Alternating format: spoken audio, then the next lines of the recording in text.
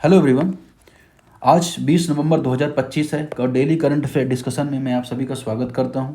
मेरा नाम दिवस द्विवेदी है और आपको पता है कि हम daily the Hindu, Indian express, PIB में जो भी न्यूज़ इवेंट्स डेवलपमेंट्स होते हैं, खासतौर पे जो यूपीएससी के लिए इंपॉर्टेंट है या किसी भी स्टेट सिविल सर्विसेज के लिए इंपॉर्टेंट है, उन्हें हम एमसीक्यू फॉर्मेट में देखते हैं, हिंदी और इंग्लिश दोनों में। यहाँ पे हम आपको एक्सप्लेन करते हैं, उसको स्टैटिक लिंकेज उसका बताते हैं सब कुछ, और इसके अलावा आपको एक्सप्लेनेशन की पीडीएफ मिलती है। ये इंग्लिश में इसका सारा एक्सप्लेनेशन है, हिंदी में एक्सप्लेनेशन है, और टेलीग्राम चैनल से आप जाके सिर्फ फ्री ऑफ कॉस्ट डाउनलोड कर सकते हैं। तो आइए शुरू करते हैं, बात करते हैं पहले एमसीक्यू की। पहला एमसीक्यू यहाँ पे कुरासाओ आइलैंड को लेके है। यहाँ पे देखते हैं, आइए। तो कंसिडर द फॉलोइंग स्टेटमेंट्स, निम्नलिखित कथनों के बारे में आपको सही कथन बताना है। कुरासाओ आइलैंड या साउथ कैरेबियन आइलैंड के बारे में यहाँ पे पूछा जा रहा है। तो सबसे पहले इसमें एक कीवर्ड आपको देखने को मिलेगा, क्या ये है कहाँ पे, ये दक्षिण कैरेबियन सागर है कहाँ, क्या लोकेशन है इसकी, सबसे पहले आप ये जान लीजिए। इसके लिए मैं एक छोटा सा मैप आपको बनाता हूँ।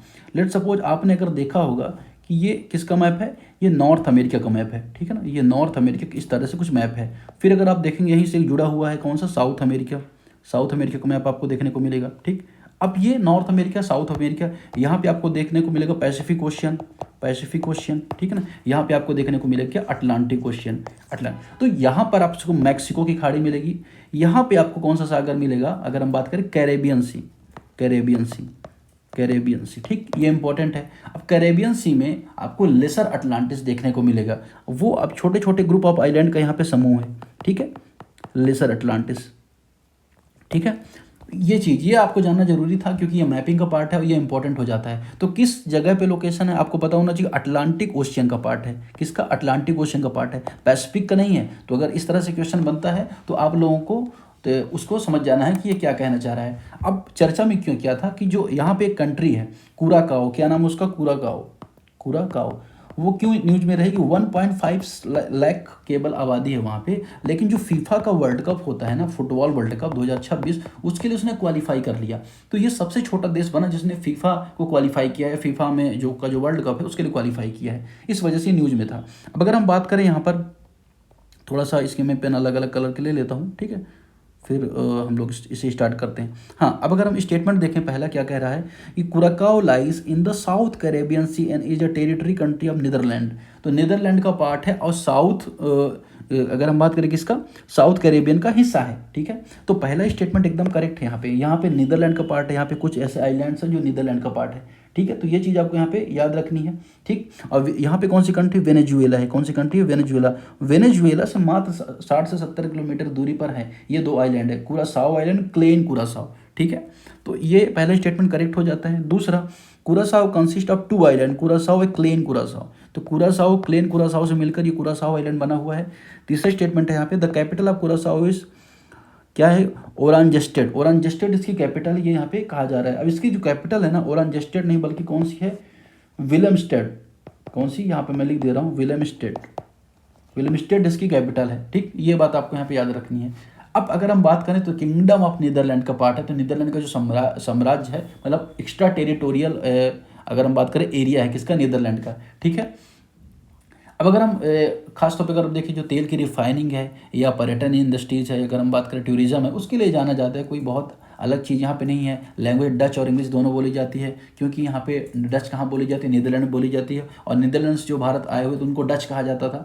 तो ये इसका सही आंसर क्या हो जाएगा, 1 और 2 यहाँ पे करेक्ट आंसर हो जाएगा। तो ये कहाँ पे लोकेशन है, लोकेशन इंपॉर्टेंट थी, इसलिए हमने अलग अलग डायमेंशन से एमसीक्यू बना के इसके यहाँ पे हमने इसकी स्टडी कर ली। दूसरे क्वेश्चन की तरफ बढ़ेंगे, ऑल टेरेन आर्म्स व्हीकल के बारे में। तो भारतीय सेना ने, इंडियन आर्मी ने क्या किया, एलएनटी जो है, भारतीय सेना ने एलएनटी, लार्सन एंड ट्रूबो और बीएई सिस्टम को BVS-10 Sindhu all terrain arm vehicle की सप्लाई का ऑर्डर दिया है।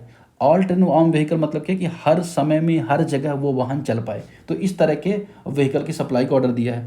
तो यहाँ पे बात आती है कि आखिर ये है क्या, BVS-10 Sindhu is an articulated all terrain arm vehicle. ये किस तरह का वाहन है, एक सर्वस्थली बख्तरबंद वाहन है, BVS-10 सिंधु। दूसरा, it will be manufactured in India by LT and design support bye BAE system.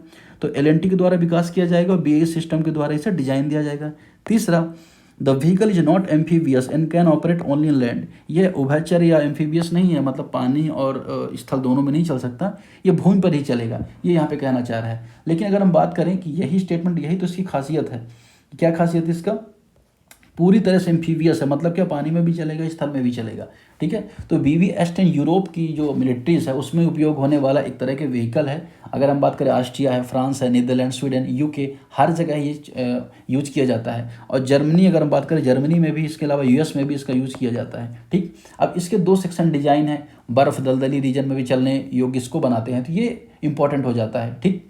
अब कई सारी भूमिकाएं कर सकता है। आपको पता है कि भारत का जो टेरेन है बहुत डिफिकल्ट टेरेन है, तो इस तरह के वाहन की आवश्यकता ऑटोमेटिक आर्मी को हो जाती है, ठीक है। तो तीसरा स्टेटमेंट यहाँ पे इनकरेक्ट हो जाएगा। आपसे पूछा जाए कि BvS10 है क्या, वह भी पता चल गया, कौन बना रहा है यह भी पता चल गया, किसके द्वारा मदद ली जा रही है यह भी पता चल गया, ठीक है ना। और हर जगह यूज़ किया जाता है, यह भी बात आपको यहाँ पे याद रखनी है। तो 1 और 2 इसका यहाँ पे करेक्ट आंसर हो जाएगा। क्वेश्चन नंबर 3 की तरफ बढ़ेंगे। अब BAE सिस्टम, हाँ BAE सिस्टम कहाँ का है? स्वीडन द्वारा, स्वीडन का ये सिस्टम है ना, तो वहाँ से इसकी मदद ली जाएगी। खासतौर पे ये चीज़ आप यहाँ पे याद रखिएगा, LNT बनाएगा और उससे मदद लेगा। तीसरा क्वेश्चन है यहाँ पे, कंसिडर द फॉलोइंग स्टेटमेंट्स, किसके बारे में यहाँ अगला क्वेश्चन है? अगला क्वेश्चन है बिरसा 101 के बारे में, ठीक है। बिरसा 101 आइए देखते हैं क्या है। तो भारत में पहली बार स्वदेशी इंडिजिनस क्रिस्पर आधारित sickle cell disease gene therapy को लॉन्च किया है। क्या है? कीवर्ड्स को ध्यान दीजिएगा। बिरसा 101। अब बिरसा 101 क्या है? तो भारत की पहली CRISPR-Cas9 जीन एडिटिंग, ठीक है ना। जीन एडिटिंग मतलब क्या कि जब आपको कोई अनुवांछित चीज़ें डालनी हो किसी जीन में या आने वाली पीढ़ी में, तो आप जीन एडिटिंग कर सकते हैं, है ना। उसके लिए Cas9 कैचे का यूज किया जाता है, JDFN का यूज किया जाता है। ये आपने पढ़ा होगा, UPSC में CRISPR-Cas9 के बारे में पूछा भी गया था।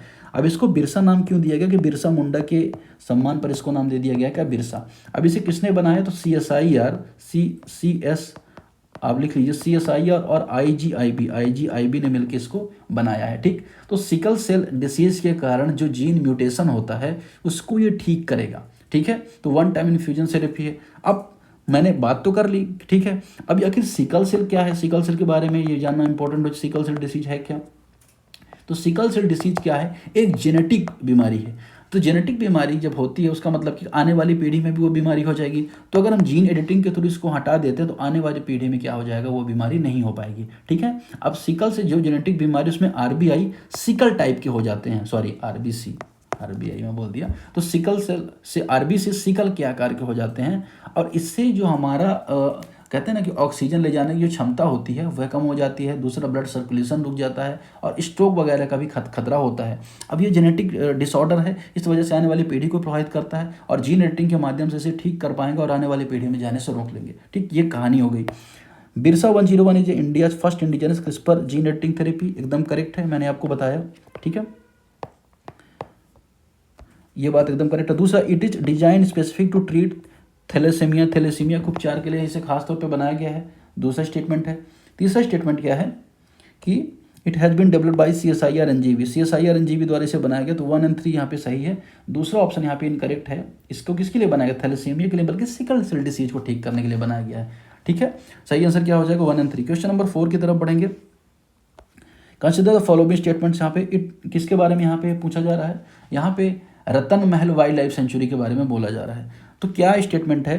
रतन Mahal wild life sanctuary located in Gujarat on border Madhya Pradesh, Gujarat और मध्य प्रदेश के बॉर्डर में है। अब गुजरात मध्य प्रदेश का बॉर्डर अगर आप देखें, मध्य प्रदेश का मैप अगर आपने देख रखा होगा, तो मध्य प्रदेश के सिर्फ 2 जिले, अगर झाबुआ और अलीराजपुर, ये गुजरात से लगते हैं, ठीक है। अब ये गुजरात का मैप है, ठीक है ना। तो इस तरह का है, तो इस तरह दो जिले लगते हैं, ठीक। कौन कौन से? झाबुआ, अलीराजपुर। तो ये नहीं पूछा जाएगा आपसे यहाँ पे पूछा जा रहा है कि ये दोनों से जुड़ा हुआ है। ये बात यहाँ पे करेक्ट है। इसको कब इस्टेब्लिश किया गया था? इसको 1982 के आसपास इस्टेब्लिश किया गया था। और रतन महल स्लॉथ बियर सेंचुरी भी इसे कहते हैं, ठीक है ना, क्योंकि गुजरात में सबसे ज़्यादा स्लॉथ बियर पाए जाते हैं। और यहाँ पे एक नदी बहती है, इसे पानम रिवर कहा जाता है। कौन सी नदी? पानम नदी कहा जाता है।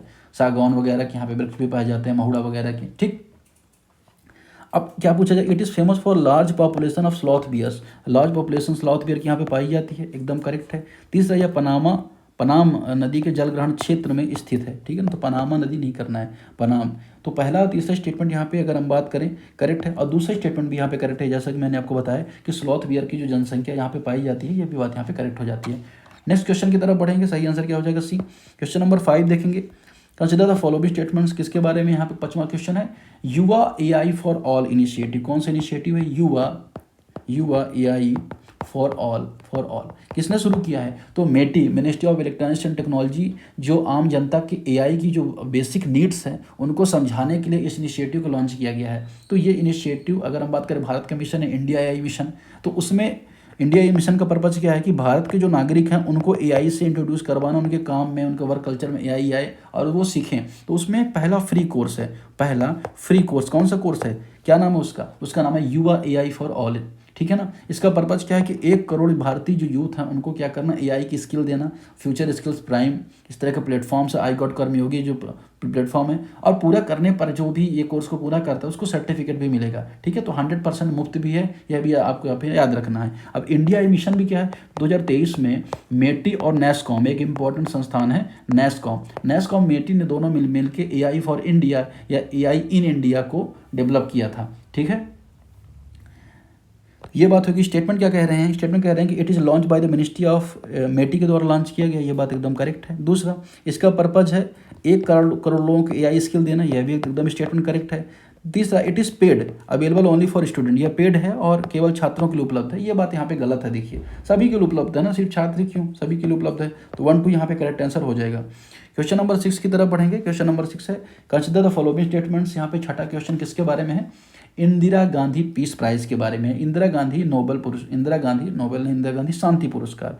अब देखिए, जो इंदिरा गांधी शांति पुरस्कार है, Indira Gandhi peace prize IGPP, इसको किसे दिया गया है, तो चिली के पूर्व राष्ट्रपति हैं मिशेल बॉचलेट को ये पुरस्कार दिया गया है। कब, 2024 का। अब जो ये पुरस्कार, इसको कब स्टैब्लिश किया गया था, तो 1984 में स्टैब्लिश किया गया था। क्यों दिया जाता है, कि जो शांति के क्षेत्र में, या अगर हम बात करें न्यूक्लियर का जो बढ़ रहा है, उसको एक कीवर्ड बोला जाता है निशस्त्रीकरण, आई थिंक, हाँ, तो उसको रोकने के लिए, इंटरनेशनल कोऑपरेशन को बढ़ाने के लिए इस पुरस्कार को दिया जाता है। इसमें 25 लाख रुपए की धनराशि भी दी जाती है, ठीक है ना। इसे जो मिखाइल गोर्बाचेव हैं 1987 में, उनको दिया गया था। वो कौन थे, वो रसिया के उस टाइम पे आई थिंक प्रेसिडेंट थे। इसके अलावा यूनिसेफ को मिला है, US के जिमी कार्टर को मिला है, यूनाइटेड नेशन के पूर्व chairman I think Kofi Annan रहे, उनको भी मिला है, एंजेला मर्केल को मिला है, मनमोहन सिंह को मिला है। तो सबको ये पुरस्कार टाइम पे मिलता रहता है। द प्राइज वॉज स्टैब्लिश 1986, इसको 1986 में स्टैब्लिश किया गया था, ठीक है, पहला स्टेटमेंट है। दूसरा यहाँ पे मैंने क्या बताया, 1986 बताया थी ना, 1984 नहीं बताया, 1986 बताया होगा, तो 1986 में स्टैब्लिश किया गया था। दूसरा, it is awarded only individual not organisation, तो मैंने आपको बताया ना कि ऑर्गेनाइजेशन को मिलता है, इसरो को मिला है, यूनिसेफ को मिला है, तो सिर्फ इंडिविजुअल नहीं बल्कि और व्यक्तियों को भी मिलता है ये पुरस्कार। तीसरा, the prize include 25 lakhs and citizen, इसमें क्या किया जाता है, सर्टिफिकेट दिया जाता है और 25 लाख रुपए दिए जाते हैं। तीनों स्टेटमेंट अगर हम बात करें यहाँ पे करेक्ट, तीनों करेक्ट कैसे होंगे, दूसरा तो इनकरेक्ट हो गया ना, हाँ, तो यहाँ पे इंडिविजुअल बस को नहीं सभी को दिया जाता है, तो 1 and 3 यहाँ पे करेक्ट हो जाएगा, दूसरा इनकरेक्ट हो जाएगा, ठीक है। क्वेश्चन नंबर 7 देखेंगे। क्वेश्चन नंबर 7 है, कंसिडर द फॉलोइंग स्टेटमेंट्स, किसके बारे में है, नेसएम के बारे में है। अब क्या है, इसको आइए जान लेते हैं। NASM जैसे क्या कहा जाता है, national advance surface to air missile, air missile. अब ये जो मिसाइल है, national advance surface to air missile, America ने ताइवान को एयर डिफेंस सिस्टम दिया है, ठीक है। कितने महंगा है, $700 मिलियन का है ये, ठीक है ना। उसको बेचा है, दिया क्या है, बेचा है। अब इसकी मीडियम रेंज क्यों लिया, क्योंकि भाई जाहिर सी बात है ना कि ताइवान का जो दुश्मन है चाइना, वो नियरेस्ट है, उसके पास में ही है, तो इसलिए उसको नियर वाले की ज़रूरत थी, उसकी भारत से तो दुश्मनी है नहीं, है ना, ठीक। अब ये जो नैसाम का है ना, इसको अमेरिका ऐसा तो नहीं सिर्फ इसी को देता है, बहुत सारे कंट्रीज़ को दिया, नॉर्वे को दिया था, इससे पहले जो भी रसिया के जो, अगर हम बात करें कॉम्पिटिटर थे या रसिया को चुनौती देते तो उन सभी को ये देता था, ठीक है। तो यहाँ पर उसने ताइवान को दिया है, क्योंकि आपको पता ही है कि चाइना और अमेरिका के बीच में टसल चल रहा है, खासतौर पे ताइवान आइलैंड को लेकर। ताइवान को क्लेम करता है चाइना, लेकिन है नहीं, है ना। तो इस वजह से यहाँ पे डिफेंस को मजबूत करने के लिए यहाँ पे US ने दिया है। नशा में जो medium range grounded base air defence system, तो ग्राउंडेड एयर डिफेंस सिस्टम है, एकदम करेक्ट होनी चाहिए बात। दूसरा है, it used AMRAAM missile its primary interceptor, यह एमराम मिसाइल को अपने प्राथमिक अवरोधक के रूप में यूज करता है, ठीक है। ये बात यहाँ पे बोली जा रही है, तो ये भी एकदम यहाँ पे करेक्ट है। AIM-120 एमराम मिसाइल यूज करता है। तीसरा है यहाँ पे, it was developed by US and Germany. US Germany द्वारा डेवलप किया गया था, नहीं जर्मनी द्वारा नहीं बल्कि नॉर्वे, यूएस और नॉर्वे द्वारा इसे डेवलप किया गया था 1994 में, ठीक है। तो यहाँ पे सही स्टेटमेंट हो जाएगा 1 और 2। क्वेश्चन नंबर 8 की तरफ बढ़ेंगे। क्वेश्चन नंबर 8 है यहाँ पे, कंसिडर द फॉलोइंग स्टेटमेंट्स। यहाँ पे किसके बारे में है, क्लाइमेट चेंज परफॉर्मिंग इंडेक्स, बहुत इंपॉर्टेंट क्वेश्चन है। CCPI, भारत 13 रैंक गिरकर 23वें स्थान पर आ गया है क्लाइमेट चेंज परफॉर्मेंस इंडेक्स पे। भारत की पहले रैंकिंग थी 10, अब 13 स्थान गिरा, 13वें रैंक पर आ गया।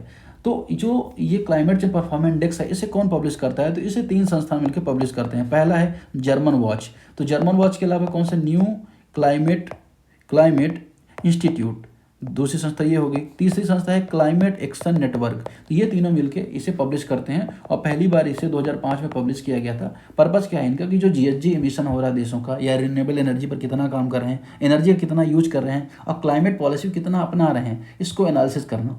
2026 में जब इन्होंने एनालिसिस किया तो उन्होंने पाया कि जो डेनमार्क जैसी कंट्रीज हैं या UK हैं, ये तो काम कर रहे हैं, लेकिन कुछ देश ऐसे हैं जो बहुत ख़राब काम कर रहे हैं, जैसे चाइना है, रूस है, USA है, सऊदी अरेबिया है, ठीक है। लेकिन भारत भी कहीं ना कहीं परफॉर्मेंस भारत की खराब है, 10 से 23वें रैंक पर आ गया है, ठीक। तो ये चीज़ आपको यहाँ पे याद रखनी है। अब इसमें भारत को जो रिन्यूएबल एनर्जी है ना, उसमें इंडिया को लो स्कोर मिला है। चलिए स्टेटमेंट देखते हैं कि it is the publish by German watch, और इनके द्वारा, ये बात एकदम करेक्ट है, German watch new climate institute के द्वारा पब्लिश किया जाता है, मैंने आपको बताया ही। दूसरा, it rank countries on emission level, renewable energy use as a climate policy. यह देशों का मूल्यांकन उत्सर्जन स्तर, नवीनीकरण ऊर्जा उपयोग, जलवायु नीति के आधार पर करता है। तीसरा स्टेटमेंट है यहाँ पर, इंडिया इम्प्रूव, तो इंडिया इम्प्रूव तो नहीं किया है। पहला दूसरा स्टेटमेंट तो करेक्ट है, तीसरा इनकरेक्ट है, भारत ने इम्प्रूव नहीं किया बल्कि भारत की रैंकिंग डिग्रेड हुई है। लास्ट क्वेश्चन देखेंगे, कंसीडर द फॉलोइंग स्टेटमेंट्स। यहाँ पे सेमारू वोल्केनो के बारे में, सेमारू, एक सेमारू टीवी भी आता है यूट्यूब में तो ये सेमारू वोल्केनो क्या है, जावा के जावा द्वीप में है। तो आपकी लोकेशन आपको सबसे पहले इंपॉर्टेंट, ये इंडिया की लोकेशन हुई, ये अंडमान निकोबार की लोकेशन हुई, ये सुमात्रा और ये जावा की लोकेशन हुई। तो यहाँ पे एक आइलैंड आपको मिलेगा सुमारू, तो वहाँ पे से जावा द्वीप में सेमारू वोल्केनो हुआ है, सेमारू वोल्केनो नहीं, सेमारू वोल्केनो इरप्शन हुआ है, जिसके कारण अगर आप बात करेंगे तो न्यूज़ में ये आया है। स्टेटमेंट क्या बन रहा है यहाँ पे, कि Semeru is the highest volcano on Java island, Java island सबसे ऊंचा ज्वालामुखी है।